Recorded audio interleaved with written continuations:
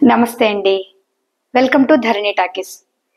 నేను ఈవేళ మీకు చెప్పబోయేది రామకృష్ణ పరమహంస తన శిష్యులకు చెప్పిన విషయం అండి.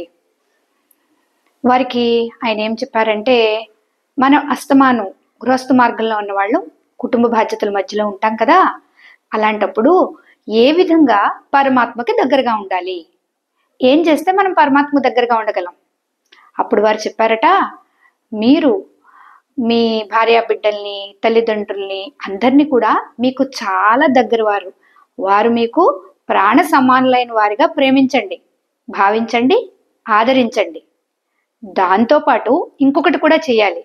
అదేమిటంటే, ఎవరైనా బాగా డబ్బున్న వాళ్ళ ఇంట్లో పనిచేసే పని మనిషి ఆ ఇంటిని పని చేస్తున్నంతసేపు అది నా ఇల్లుగా భావిస్తుంది.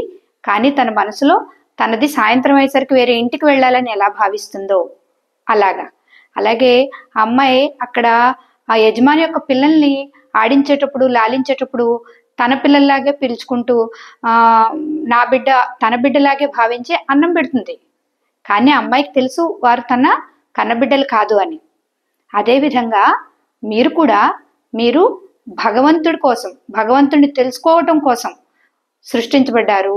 మీ లోపల ఉన్న ఆత్మస్వరూపాన్ని తెలుసుకునే ప్రయాణం కోసం, ఆ సాధన చేయటం కోసం శక్తి గలవారు అని భావించి మీ లోపలి ఆలోచన అంతా వారి మీద పెట్టి భగవంతుడి మీద భారం వేసి పని ప్రారంభించేటప్పుడు, చేస్తున్నప్పుడు, అవుతున్నప్పుడు కూడా నేను ఈ బాధ్యత నిర్వర్తించడానికి వచ్చాను, ఇది నా సొంతం కాదు, నా సొంతం ఇది కాదు, నేను పరమాత్మని ఖచ్చితంగా చూసే తీరాలి అన్న భావంతో కనుక మీరు చేస్తే మీరు పరమాత్మ సన్నిధిలో ఉండగలరు, మీలో ఉన్న వారి స్వరూపాన్ని చూడగలరు అని చెప్పారట. Thank you.